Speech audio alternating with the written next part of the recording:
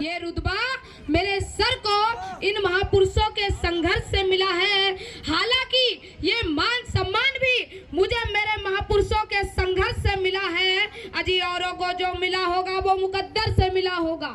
अजी औरों को जो मिला होगा वो मुकद्दर से मिला होगा, परंतु ये मुकद्दर भी मुझे मेरे महापुरुषों के संघर्ष से मिला है। परंतु ये मुकद्दर भी मुझे मेरे महापुरुषों के संघर्ष से मिला है।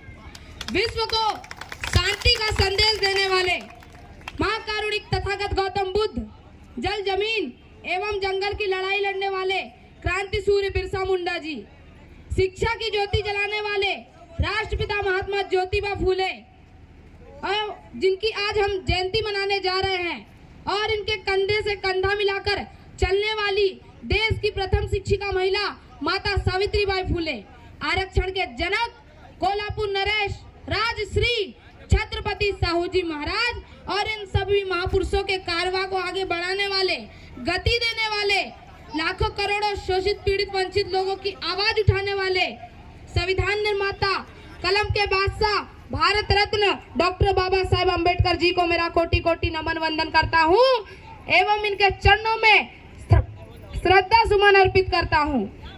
साथियों, खुशियों पे मौज की रवानी होगी, खुशियों पे मौज की रवानी होगी। जिंदगी में कोई ना कोई कहानी होगी कि हम भी चार चांद लगा देंगे इस कार्यक्रम में, कि हम भी चार चांद लगा देंगे इस कार्यक्रम में, अगर आपकी तालियों की मेहरबानी होगी। साथियों, आज फूले जी की जयंती का कार्यक्रम यहाँ रखा गया है। इस कार्यक्रम को रखने का एक मकसद है, एक इतिहास है। आज हम जानने की कोशिश करेंगे कि फूले जी का इतिहास क्या था, इन्हें क्यों याद किया जाता है, इनके संघर्ष, इनके विचारों को हमें आखिर क्यों बताया जाता है।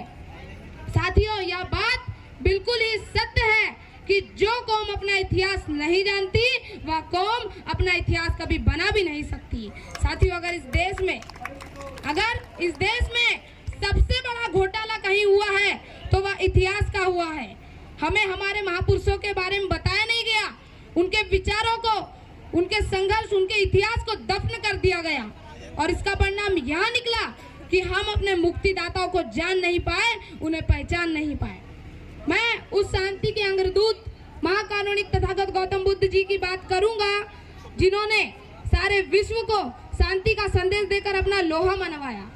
जिस तथागत गौतम बुद्ध जी ने राजा का पुत्र होने के बावजूद भी परमार्थ के लिए, सिर्फ और सिर्फ परमार्थ के लिए अपना घर का भी त्याग कर दिया। जिस राजपुत्र शैक्यवंशी तथागत गौतम बुद्ध विश्व विख्यात शांति का संदेश और मानवता का संदेश दे गए और भारत को बौद्धमय बना गए।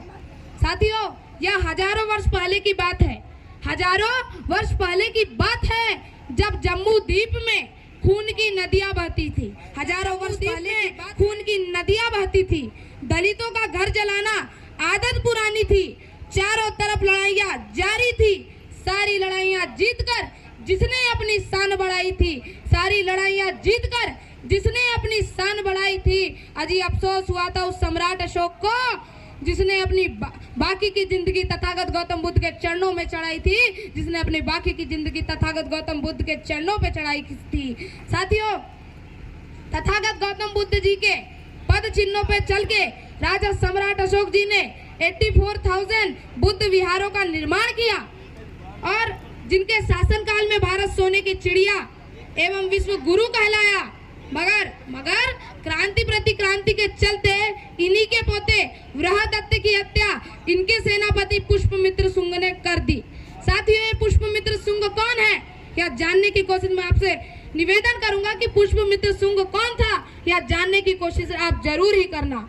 साथियों, पुष्पमित्र शुंग ने वृहदत्त की हत्या कर दी, और इसका परिणाम यह निकला कि हमारा हाथी जैसा ताकतवर समाज निर्बल एवं मानसिक गुलाम बन के रह गया, और उन दुष्टों ने हमारे महापुरुषों के सच्चे इतिहास को दफन कर दिया और अपनी प्रशंसा में एक नया झूठा इतिहास लिख दिया, जो आज हमें स्कूलों में पढ़ाया जा रहा है। साथियों, क्रांति प्रति क्रांति यही नहीं रुकी।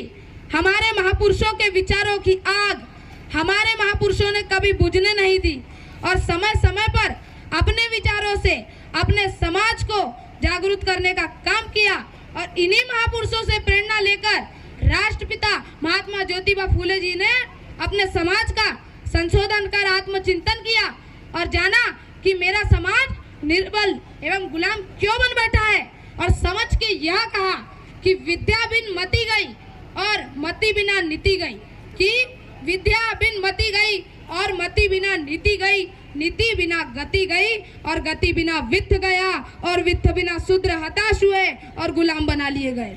यह सब साथियों, यह सब हमारे अशिक्षित होने के कारण ही हुआ। इसलिए फूले जी ने सबसे पहले अपनी पत्नी माता सावित्रीबाई फूले को सबसे पहले शिक्षित कर उन्हें देश की समस्त महिलाओं के लिए 1848 में पुणे के बुधवारी पेट अपने ब्राह्मण मित्र भिंडे के घर पे प्रथम कन्या स्कूल खोलने का काम किया और सन 1852 में दूसरा बालक स्कूल खोला और करीब करीब 150 से भी ज्यादा स्कूल खोलने का काम किया और वहां सबको पढ़ाने का भी काम किया। मगर साथियों, मगर कुछ तुच्छ मनुवादियों को ये सब रास ना आया। उन्होंने फूले जी के पिता पे दबाव डालते हुए फूले जी को उन्हीं के घर से निकलवा दिया। मगर फूले जी ने हार न मानी, फूले जी ने हार न मानी और सत्य की खोज के लिए, फूले जी ने सत्य की खोज के लिए, सच्चाई को अपने जीवन में अपनाने के लिए, जो अशिक्षित हैं उन्हें ज्ञानी बनाने के लिए, जो कमजोर है उनकी मदद के लिए 1873 में सत्य शोधक समाज की स्थापना की और छुआछूत, सती प्रथा, जाति व्यवस्था और तमाम धार्मिक सामाजिक बुराइयों के खिलाफ लगातार संघर्ष किया। साथियों, सत्य को कहने के लिए समझ की जरूरत नहीं होती, सत्य को कहने के लिए समझ की जरूरत नहीं होती, नदियों को बहने के लिए पथ की जरूरत नहीं होती। जो बढ़ते हैं आगे अपने मजबूत इरादों से, जो बढ़ते हैं आगे अपने मजबूत इरादों से, उन्हें किसी रथ की जरूरत नहीं होती, उन्हें किसी रथ की जरूरत नहीं होती। साथियों, कोल्हापुर नरेश राजश्री छत्रपति साहू जी महाराज जब सत्ता गद्दी पर बैठे तो बहुजन महापुरुषों से प्रेरणा लेकर अपने जन्मदिन के अवसर पे 1902 में ओबीसी के लिए 50% का आरक्षण घोषित कर दिए। साथियों, इन्हीं महापुरुषों के संघर्ष के चलते किसी के पेट से राजा पैदा हो जाता है तो किसी के पेट से रंक पैदा हो जाता है, किसी के पेट से राजा पैदा हो जाता है तो किसी के पेट से रंक पैदा हो जाता है। मगर भीमाई एक ऐसी माता थी जिनके पेट से बापों का बाप पैदा होता है, डॉक्टर बाबा साहेब अम्बेडकर। साथियों, बाबा साहेब वह व्यक्ति थे जब वो पढ़ने जाया करते तो उन्हें कक्षा के बाहर बैठा दिया जाता था, यहाँ तक पानी भी पीने नहीं दिया जाता था। जब बाबा साहेब घर आके अपनी माँ से पूछते कि माँ, मेरे साथ ऐसा अन्याय क्यों किया जा रहा है, बाबा साहेब की माँ कहा करती कि बेटा, हम लोग नीची जाति के हैं और वह लोग ऊंची जाति के हैं, इसलिए हमारे साथ इतना अन्याय किया जा रहा है। बाबा साहेब ने कहा, माँ, ऐसा कहाँ लिखा हुआ है कि हम नीची जाति के हैं। बाबा साहेब की माँ ने कहा कि बेटा, किसी किताब में लिखा होगा। बाबा साहेब ने कहा,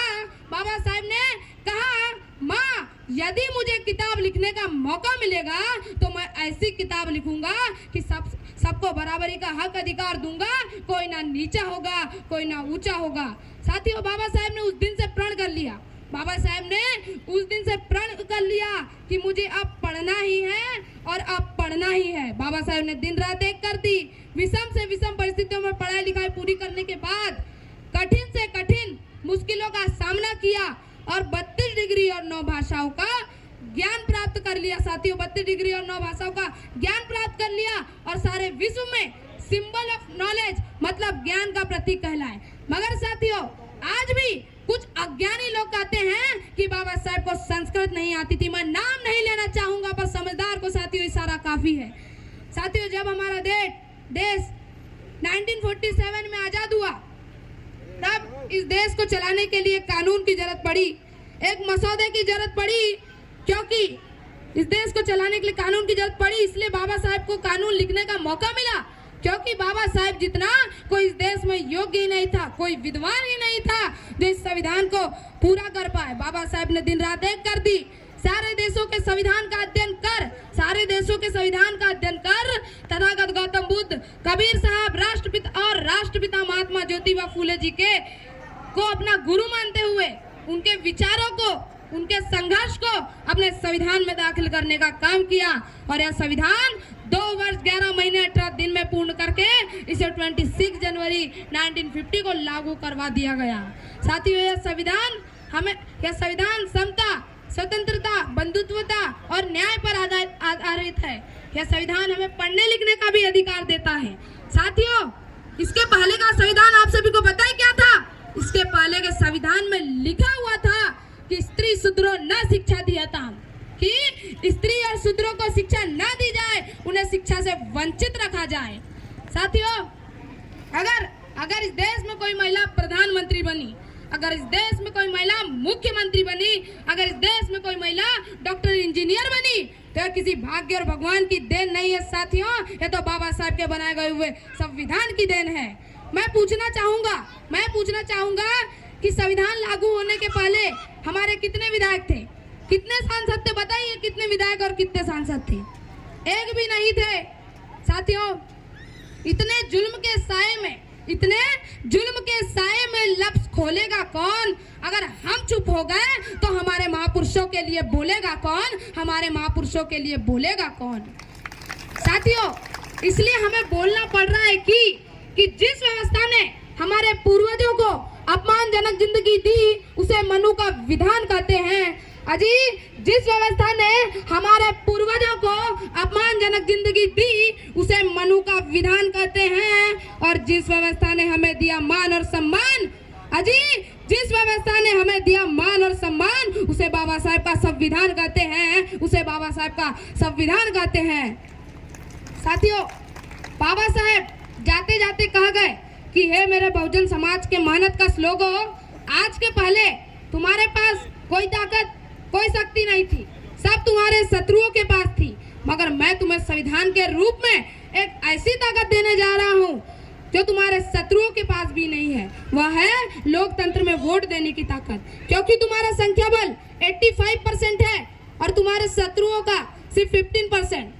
साथियों, बाबा साहब कह गए कि पहले रानी के पेट से राजा पैदा होता था, मगर मैं उस रानी की ऐसी तुकबंदी किया हूँ कि अब रानी के पेट से नहीं बल्कि बैलेट बॉक्स से राजा पैदा होगा, बैलेट बॉक्स से राजा पैदा होगा। साथियों, वो एक दौर था जहाँ अम्बेडकर खिलाफ आधी दुनिया सारी थी, जाति धर्म के नाम पर चलने वाली ये गद्दारी थी। मगर मेरे भीम जी का कुछ ना बिगाड़ सके दुश्मन, क्योंकि मेरे भीम जी की कलम तलवार से भी भारी थी, साथियों, इसलिए हमें कलम को तेज करने की जरूरत है, क्योंकि आप सभी को तो पता ही होगा कि पहले के समय सत्ता पाने के लिए तलवार, तो बंदूक जैसे घातक हथियारों का इस्तेमाल सिर्फ और सिर्फ सत्ता पाने के लिए किया जाता था। मगर संविधान ने आप सभी को वोट के रूप में एक ऐसी ताकत दे दी है कि यहाँ बटन दबाओ और दिल्ली का राजा गिराओ। साथियों, इस ताकत आप सभी को संविधान ने दे दी है। साथियों, बाबा साहब कहा करते थे कि मेरे बहुजन समाज के लोगों, मेरे जाने के बाद तुम मुझे मूर्तियों में मत ढूंढना, मैं तुम्हें किताबों में मिलूंगा, मैं तुम्हें विचारों में मिलूंगा। मगर साथियों, हमारे लोगों ने क्या किया? हमारे लोगों ने बाबा साहब की मूर्ति के गले में तो माला, मगर उनके विचारों पे ताला लगा दिया है। साथियों, अगर ये संविधान ना होता तो क्या होता? अजी टूट जाते नाते रिश्ते, टूट जाती इस देश की मोह माया, जाति धर्म के झगड़ों में उड़ जाता सबके सिरों से साया। अजी ना हमने किया ना आपने किया, आखिर अयोध्या के राम मंदिर का फैसला बाबा साहब के बनाए गए हुए संविधान ने किया। साथियों, यह है संविधान की असली ताकत। साथियों, हमें संविधान की बदौलत पढ़ने लिखने का तो अधिकार मिला, मगर क्या पढ़ना है यह हमारे लोगों के बस में नहीं रहा। इसका मतलब हमारे लोगों को कभी संविधान चलाने का मौका ही नहीं मिला और इसका परिणाम यह निकला इसका परिणाम क्या निकला कि हमारा 85% का सारा समाज, आधे से ज्यादा समाज निर्बल एवं अशिक्षित बन के रह गया। साथियों, इसलिए बाबा साहब कहा करते थे, इसलिए बाबा साहब कहा करते थे कि हे मेरे बहुजन समाज के लोगों, जाओ जाओ और इस देश के सबसे बड़े मंदिर लोकसभा भवन और विधानसभा भवन पर कब्जा कर लो, जहाँ से सबकी किस्मत लिखी जाती है, जहाँ से सबको हक अधिकार दिए जाते हैं।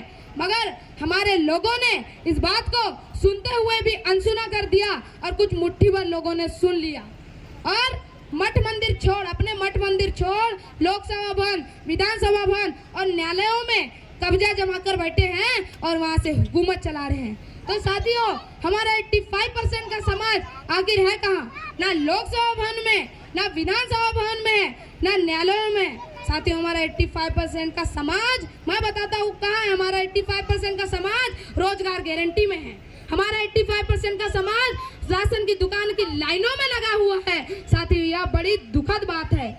साथियों, सूरज तो सूरज है, सूरज तो सूरज है, चमकना उसका काम, लेकिन जिन्होंने लाखों करोड़ों बुद्धिमान सूरज चमका है, डॉक्टर बाबा साहेब अम्बेडकर है उनका नाम, डॉक्टर बाबा साहेब अम्बेडकर है उनका नाम।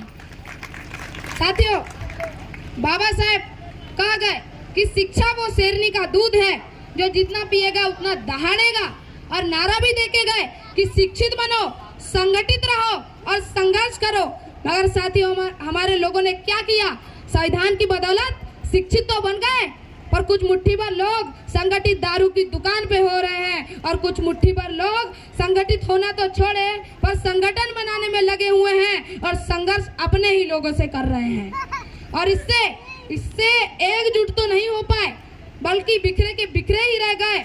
और इसका परिणाम यहाँ निकल रहा है कि शासन सत्ता में बैठे हुए लोग, इसका परिणाम यहाँ निकल रहा है कि शासन सत्ता में बैठे हुए लोग बाबा साहेब पे अपमानित टिप्पणियां कर रहे हैं, उन्हें अपमानित कर रहे हैं। साथियों, यह हमारे लिए बड़ी दुखद बात है।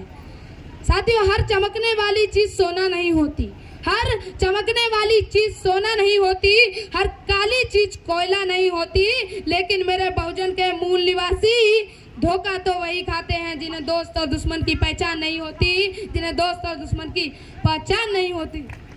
साथियों, फूल वही चुनते हैं, फूल वही चुनते हैं जो कांटों से टकराते हैं और अपने अधिकार मांगे नहीं जाते, बल्कि अधिकार तो छीने जाते हैं, बल्कि अधिकार तो छीने जाते हैं। साथियों, वो अधिकार को हमें, जो महापुरुषों ने हमें अधिकार दे दिए हैं, उन्हें हमें छीनने का काम करना है। आप सोचोगे आहे भरने से पत्थर पिघल जाएगा? बिल्कुल भी नहीं। आहे भरने से पत्थर पिघलेगा, कभी इस धोखे में मत रहना। आहे भरने से पत्थर पिघलेगा, इस धोखे में मत रहना, तुम्हें कहीं इंसाफ मिलेगा, इस धोखे में मत रहना। इस भारत के जर्रे जर्रे पे हिस्सा है तुम्हारा, कोई तुम्हें बुला बुला कर देगा, इस धोखे में मत रहना। इस भारत के चप्पे चप्पे पे हमारे महापुरुषों का खून बिखरा है, तो जाके साथियों हमारे चेहरों का रंग निखरा है, तो जाके साथियों हमारे चेहरों का रंग निखरा है। साथियों, इस रंग को, इस निखार को हमें बनाए रखना होगा। इसलिए मैं कहता हूँ कि अपनी वाणी में वो असर पैदा करो।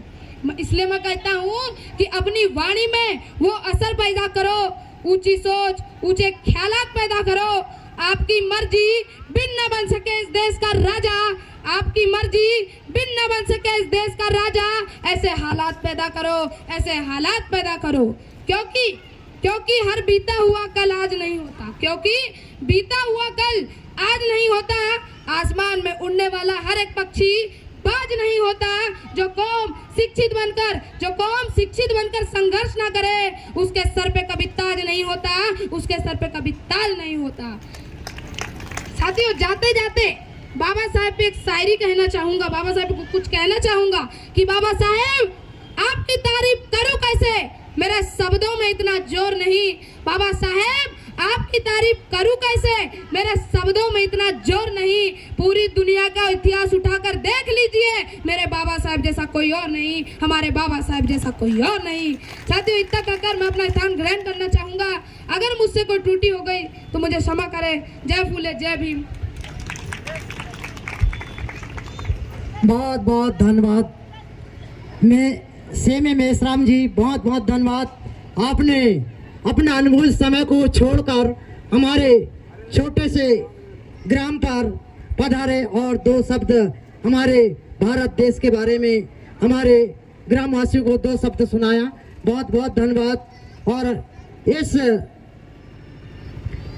संविधान के बारे में हमें सुनाया, इस पे खुश होकर हमारे मरार माली समाज नांदी की ओर से इस बालक को 1000 रुपए की राशि दी जाती है और अमरदास जी मात्रे इनकी ओर से 100 रुपए की राशि दी जाती है।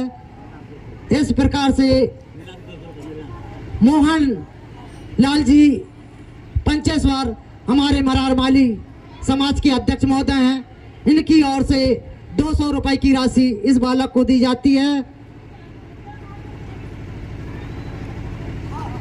और हमारे बीच उपस्थित हमारे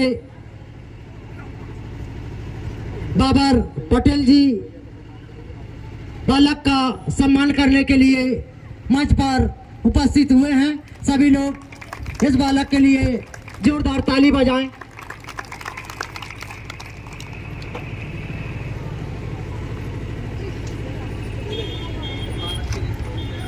और हमारे मरार माली समाज के सचिव महोदय महतलाल जी बायसवार की ओर से 100 रुपए की राशि दी जाती है। मूलचंद और हमारे ग्राम के माननीय मूलचंद जी पंचेश्वर की ओर से यह बालक को 100 रुपए की राशि दी जाती है, जो हमारे देश के बारे में हमारे ग्राम पर पहुंचकर अपना अनमोल समय को छोड़कर यहाँ पर पधारा है।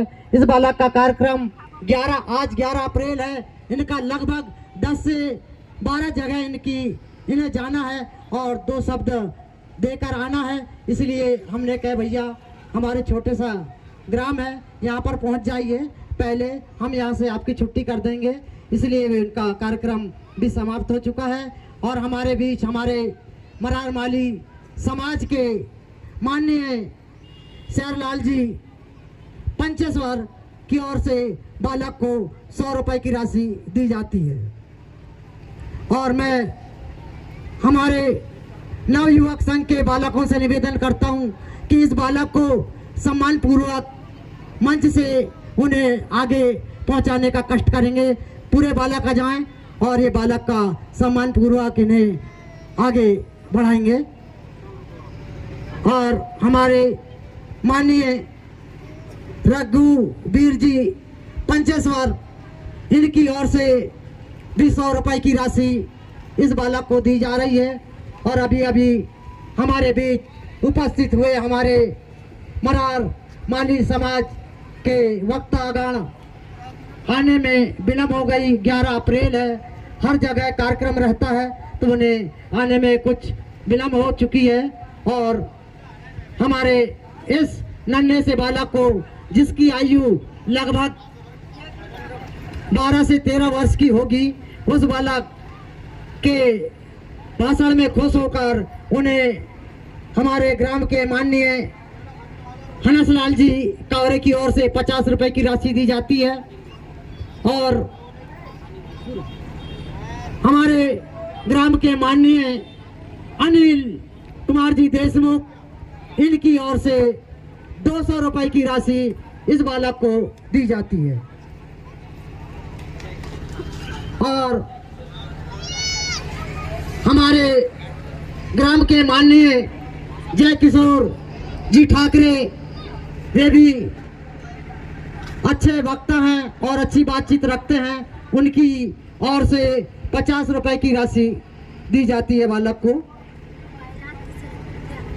हमारे मरार माली समाज के अध्यक्ष महोदय ग्राम बस्ती के हैं प्रहलाद जी बिसेन की ओर से 50 रुपए की राशि दी जाती है। इसी प्रकार से हमारे मरार माली समाज के बीच में घुसकर अपना समय दान देकर और हमारे समाज को मार्गदर्शन देने वाले हमारे माननीय ओमकार जी देशमुख इनकी ओर से इस बालक को 100 रुपए की राशि दी जाती है। और भी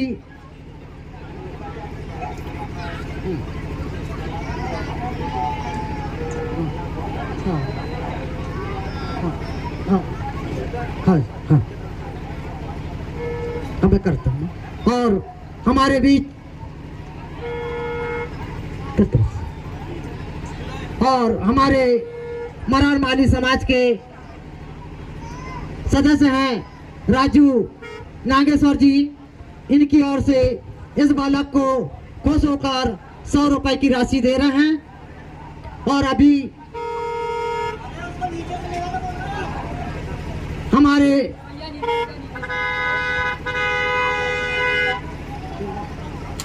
हमारे ग्राम के माननीय निर्भय जी बायसवार, इनकी ओर से 50 रुपए की राशि इस बालक को दी जा रही है। और हमारे बीच आज 11 अप्रैल है, हमारे कुछ वक्ता अपने भी ग्राम पर यह कार्यक्रम किए हैं और वहां से समय निकालकर अपने इस छोटे से ग्राम पर पधारे हैं। हमारे ग्राम से हमारे पूर्व में सरपंच महोदय भी रहे हैं और वे हैं नीलकंठ जी बाहेश्वर।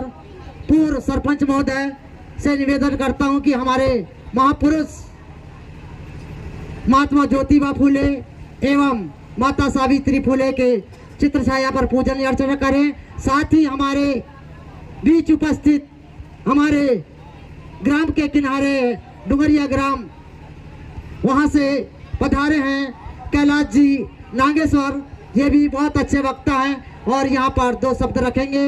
मैं भी इनसे निवेदन करता हूँ कि ये हमारे महापुरुष की आज जयंती है, इस जयंती पर पूजन अर्चना कर मंचासीन होने का कष्ट करेंगे। नीलकंठ जी बाहेश्वर ग्राम सजनवाड़ा से पधारे हैं और साथ ही हमारे भाई कैलाश नागेश्वर जी बहुत अच्छे वक्ता हैं और हमारे समाज में घुसकर मार्गदर्शन देने वाले हमारे नीलकंठ जी बाहेश्वर मंचासीन होने जा रहे हैं। सभी लोग इनका सम्मान पूर्वक ताली से स्वागत करें। और ये 50 रुपए किस भाई का आया मुझे ध्यान नहीं है, नाम बता दें। और हमारे बीच जो बालक ने अभी भाषण दिया देश के बारे में, दुर्गा प्रसाद जी पंचेश्वर की ओर से बालक को 50 रुपए की राशि दी जा रही है।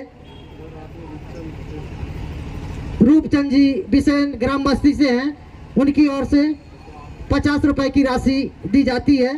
और ये बालक से निवेदन है कि अपनी राशि प्राप्त करने के लिए यहाँ पर आ जाएं और हमारे जितने नवयुवक गढ़ के साथी हैं उन्हें सम्मान पूर्वक मन से ले जाने का कष्ट करेंगे। आ जाए बेटा मेसराम जी, बालक आ जाइए। आ जाओ बच्चे, इधर आओ, बच्चे को बढ़िया सम्मान पूर्वक उठा के लेके जाओ इधर। और हमारे बीच अमरलाल जी कावरे, उनकी ओर से 50 रुपए की राशि इस बालक को दी जा रही है। बहुत बहुत धन्यवाद बेटा, आपने अपना अनमोल समय को छोड़कर हमारे छोटे से ग्राम पर पधारा। आप तो बड़े बड़े कार्यक्रम पर जाते हैं, लेकिन हमारी थोड़ी सी आज लाज रख दिए और हमारे ग्राम पर पधारे। बहुत बहुत धन्यवाद। आइए इस बालक को सम्मान पूर्वक मन से ले जाने का कष्ट करें। हमारे नवयुवक संघ के बालक, इसको बढ़िया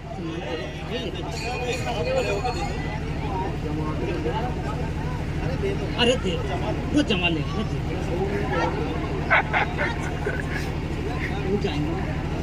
क्या है।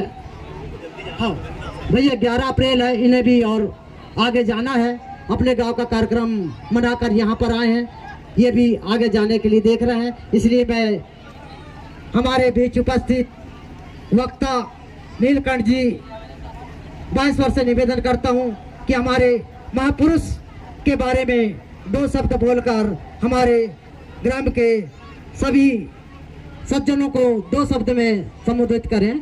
धन्यवाद।